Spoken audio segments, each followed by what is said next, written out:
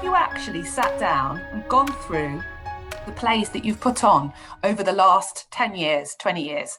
Have you actually listed them and then worked out how many of them were written by men? How many were written by women? How many were written by Black playwrights or playwrights come from people of colour?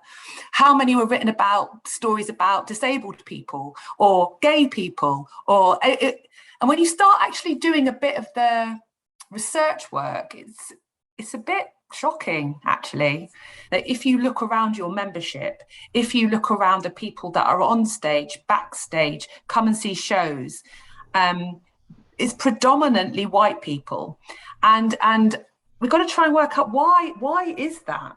Why it, and are we as inclusive as we think we are? Are we as welcoming as we think we are? And that was certainly the position that I started from in my own theatre. And I can tell people what happened in our theatre when we actually started to try and think about these things and then try and take very slow, steady steps to see if we could do things differently and make some kind of changes. And I'm hoping that's what people come to the conference will also be able to come away with.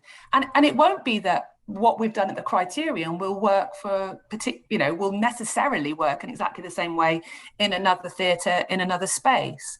But what I want to get is that the community at least starts thinking about it, because that's our first step. My thing is that it's not just about numbers. It's not just about proportion, that we should actually be doing diversity and thinking about it in different ways, because it might make our programming more interesting, more challenging, more innovative.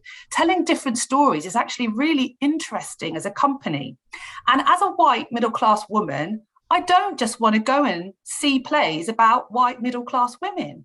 I want to see plays that challenge me and give me a different side of life. And I think that's what we can do with our theatre making. And I think we have quite a lot of assumptions and preconceptions about what people want or what people will enjoy. And it does take more work, but it's worth it. Because then, when you start to look at the range of your programming, it's just more interesting.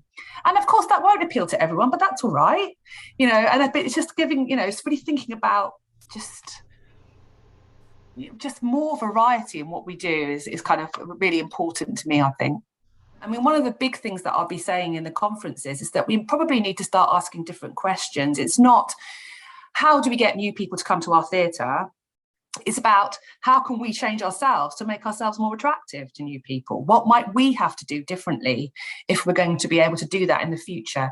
And I'm hoping that by hearing from people's experiences, hearing from some examples of how some theatres have tried to do it differently, and sometimes failed, sometimes not worked, sometimes things have worked and some things haven't, that you'll come away with some tips of how you might go forward and think about things differently in your own theatre spaces.